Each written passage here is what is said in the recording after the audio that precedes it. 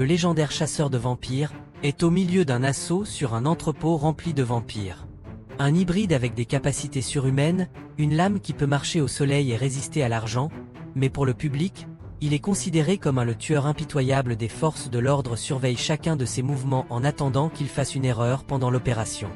La lame de raid se déplace avec précision, éliminant rapidement le vampire qui tente de s'échapper.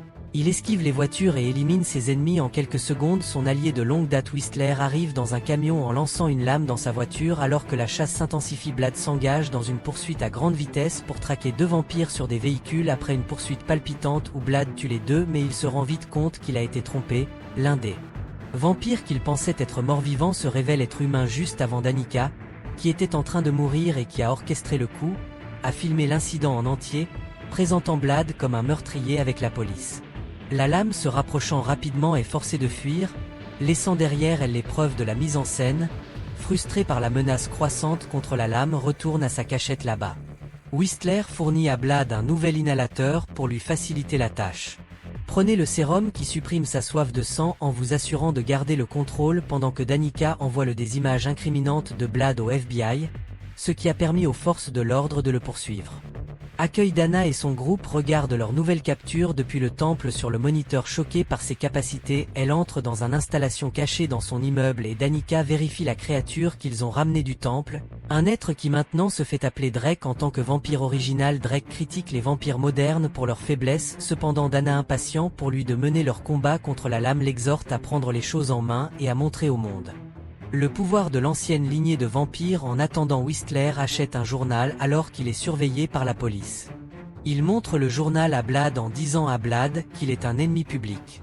Numéro 1 et qu'il doit être prudent, mais la lame imperturbable ne prend pas la menace au sérieux. Dans une gare, un groupe de jeunes vampires sont vus s'amuser à être une nuisance en public, cherchant à se nourrir car ils ont faim. Ils trouvent une jeune femme tenant un bébé, commence à regarder et à faire des remarques intelligentes. La dame se dirige vers le bas pour s'asseoir dans le noir. Seule et devient craintive lorsqu'elle entend des voix. Les jeunes vampires commencent à la harceler pensant qu'ils ont trouvé un cible facile. Ils lui ont arraché le bébé des bras pour découvrir que c'était un leurre. La femme se révèle être Abigail, un chasseur de vampires qualifié équipé de capacités mortelles de Marshall et d'armes spécialisées avec une précision rapide. Abigail élimine les vampires et les transforme en cendres en quelques instants, ne laissant aucun survivant derrière elle. La cachette des Blades. Whistler est assis seul à regarder sa bague tandis que Blade médite tranquillement. Le FBI les traquant, il trouve leur emplacement et lance un raid à grande échelle sur The Hidou, réalisant le danger. Whistler fait un geste héroïque. Décision, il active une séquence d'autodestruction qui anéantira toute leur technologie. Mais pas avant de s'engager dans une fusillade féroce avec les agents du FBI alors que The Hidou explose. La lame s'échappe de justesse mais les forces de l'ordre attendent pour lui entourer. Il n'a d'autre choix que de se rendre au poste de police. La lame MOX du FBI renvoyant son vampire mission de chasse et le qualifiant de tueur délirant.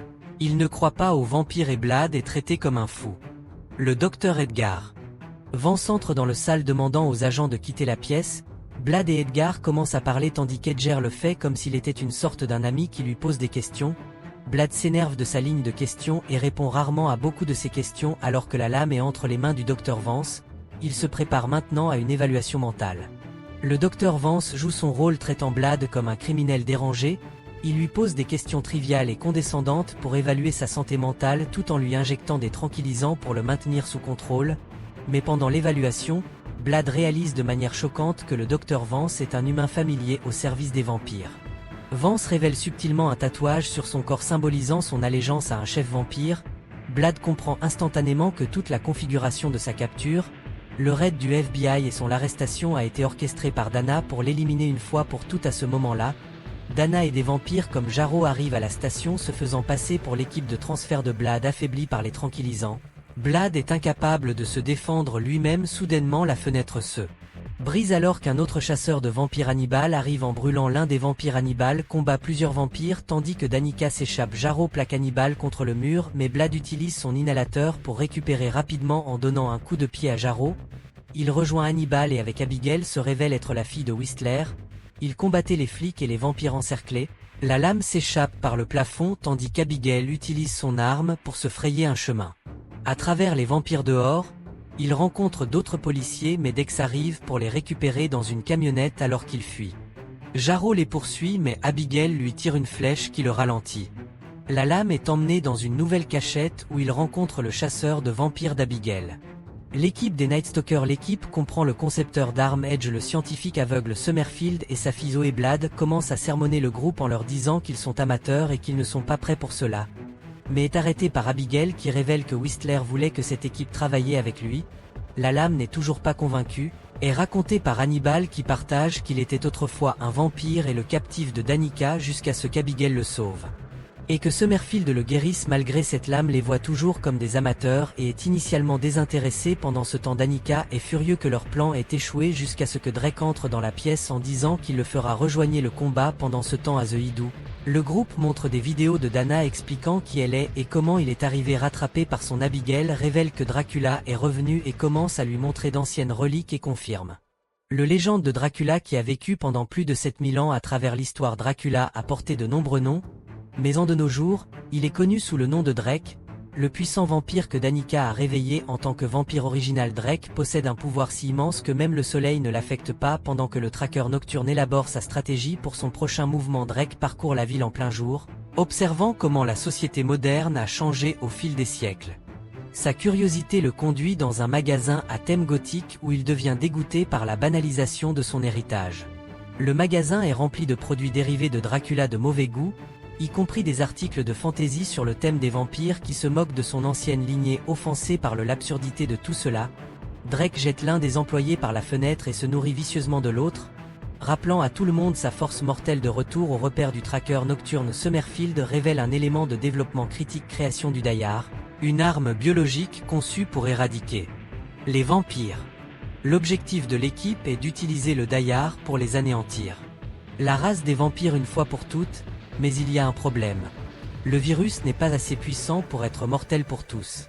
Les vampires, pour rendre Dayar efficace, ont besoin d'un ADN plus fort et c'est là que Drake entre en jeu en tant que vampire original. Le sang est pur et non affecté par des siècles de mutations génétiques qui ont affaibli la race des vampires. Armés de ce plan de équipe l'équipe d'une gamme de nouvelles armes, y compris un puissant arc UV qui peut instantanément incinérer les vampires avec une lumière ultraviolette. Dans CND, se lancer dans leur mission. Hannibal et Blade entrent dans la voiture avec Abigail prête à les traquer. Avec leurs nouvelles armes prêtes, les traqueurs nocturnes se lancent à la recherche de familiers à travers la ville qu'ils malmènent. Divers membres du réseau familial les interrogent et suivent la piste des tatouages, mais aucun des familiers n'offre d'informations utiles. Après plusieurs combats inutiles, Abigail et Hannibal balancent un familier sur un pont dans l'espoir d'obtenir des informations justes à temps. Chaque fois que le familier reçoit un appel de Vance leur donnant une piste, ils abandonnent le familier et se dirigent vers le bureau de Vance. Se battant à travers la sécurité à chaque étage, quand ils atteignent finalement Vance, Hannibal se rend compte que le vrai Vance est mort et que l'imposteur est Drake déguisé. Drake capture rapidement et poignarde Hannibal avant de s'échapper par une lame de fenêtre. Le poursuit à travers la ville en s'écrasant à travers les bâtiments jusqu'à ce qu'ils atteignent un toit où Drake révèle qu'il a kidnappé un bébé à qui Blade commence à parler. Drake demande pourquoi il a tué Vance et comment il est capable de survivre à la lumière du soleil. Il regarde les gens en disant Blade il est immortel et ne peut pas être tué. Drake lance la lame de provocation du bébé en forçant la lame à l'attraper alors que Drake Abigail disparaît et soigne les blessures d'Hannibal, l'exhortant à rester fort tout en faisant face à la perte de son père. Whistler après que la lame du chaos rend visite à Hannibal après avoir subi sa blessure. Pendant ce temps, Drake revient à Dana mais au lieu de coopérer, il se nourrit d'elle, établissant plus tard sa domination. Summerfield localise le laboratoire des vampires à les entreprises biomédicales où elles achètent du matériel génétique. Blade et Abigail se dirigent vers un entrepôt éloigné où l'agent familier du FBI arrive avec sa lame de chef vampire, tue rapidement le vampire et force l'agent pour révéler le secret d'une installation d'élevage de sang où les humains sont maintenus en stase pour fournir aux vampires une source infinie approvisionnement en sang. Une lame furieuse tue l'agent et force le technicien à fermer l'installation, tuant l'humain donateur en train de se détendre à The Idu. L'équipe ignore que Whistler est entré dans le bâtiment alors qu'il s'approche d'Hannibal. La confusion l'envahit jusqu'à ce que Whistler lui attrape le visage révélant qu'il est Drake. Quelques instants plus tard, Summerfield entend un bruit étrange et va vérifier. Elle tombe sur une balle ensanglantée et dit à Zoé de se cacher pendant elle continue sa recherche sans savoir qu'elle passe devant les corps des ponts et des haies. Soudain Drake la trouve et de sa cachette Zoé entend le cri terrifié de sa mère. Zoé envisage de quitter sa cachette mais trouve Drake se dressant sur son chemin. Blade et Abigail retournent à la cachette pour une vue horrible. Edge Deck et Summerfield sont le corps de Summerfield est utilisé comme exemple avec un message effrayant écrit dans son sang. Hannibal et Zoé sont toujours portés disparus tandis qu'Abigail pleure ses amis alors que Blade lui dit qu'ils doivent partir pendant que Hannibal regagne la conscience enchaîné au sol dans le repère du vampire. Il commence à battre Hannibal en exigeant les plans de Blade quand Hannibal refuse de coopérer. Danica menace de le retransformer en vampire, le laissant affamé jusqu'à ce que la seule option est de se nourrir de Zoé. Abigail traite son chagrin en perfectionnant ses compétences en tir à l'arc en touchant chaque cible avec lame de précision sans faille, toujours en alerte, détecte soudainement une présence dans le bâtiment, c'est Calder, un autre survivant membre de l'équipe. Il apporte un message vidéo de Summerfield enregistré avant sa mort dans lequel elle révèle qu'elles ont développé avec succès une souche fonctionnelle du virus d'Ayar, désormais en possession du CDER.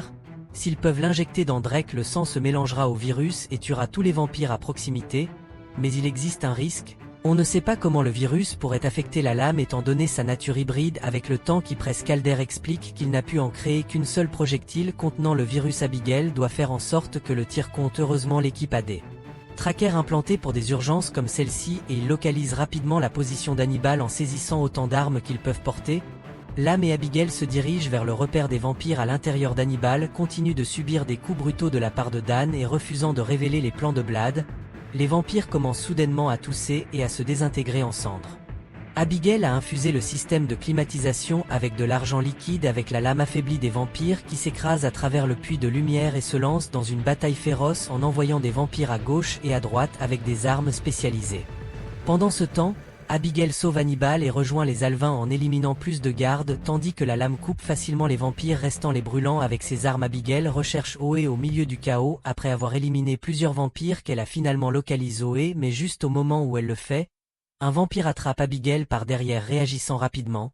Elle utilise son arc UV pour l'incinérer. Pendant ce temps Hannibal récupère son équipement et tente de rejoindre le combat, mais rencontre une meute de chiens vampires sans hésitation. Il fait un saut audacieux en trompant les chiens pour qu'ils le suivent par la fenêtre. En voyant, il plonge vers leur destin alors qu'Hannibal tente de s'échapper. Il trébuche dans sa cellule pour être confronté par Jarreau. Les deux s'engagent dans une lutte brutale avec Jarreau prenant le dessus juste au moment où il semble qu'Hannibal et Jarreau vaincu s'approchent pour mordre mais Hannibal lui enfonce un explosif dans la bouche, provoquant la combustion de Jarreau en cendres. Pendant ce temps, Blade trouve finalement Drake et les deux s'engagent dans un combat à l'épée féroce. Leurs compétences sont à égalité avec tous deux échangeant des coups puissants. Aucun des deux ne parvient à prendre le dessus alors que The Clash fait rage. Quelques vampires tentent de interviennent et tirent sur la lame, mais Abigail les élimine rapidement avec son adresse au tir experte en utilisant son arme pour tuer. Danica rejoint alors la bataille en tirant avec une arme à feu sur la lame mais Hannibal la plaque au milieu du chaos. La lame délivre un coup de pied puissant envoyant Drake s'écraser à travers une fenêtre. Après un long moment, les deux combattants lâchent leurs épées. Continuant la bataille à main nue, Drake puise dans son immense force en frappant la lame dans le sol à plusieurs reprises et en commençant à se transformer dans sa monstrueuse vraie forme malgré les coups de pied et les coups de poing puissants de Blade. La force écrasante de Drake commence à renverser la situation contre lui juste au moment où Drake récupère son épée prêt à porter un coup fatal. Abigail déclenche le virus, pointe une flèche vers lui dans une démonstration de vitesse. Drake attrape la flèche en plein vol et la laisse tomber. Abigail le distrait rapidement avec une volée de flèches donnant à Blade le moment critique dont il a besoin pour saisir l'opportunité.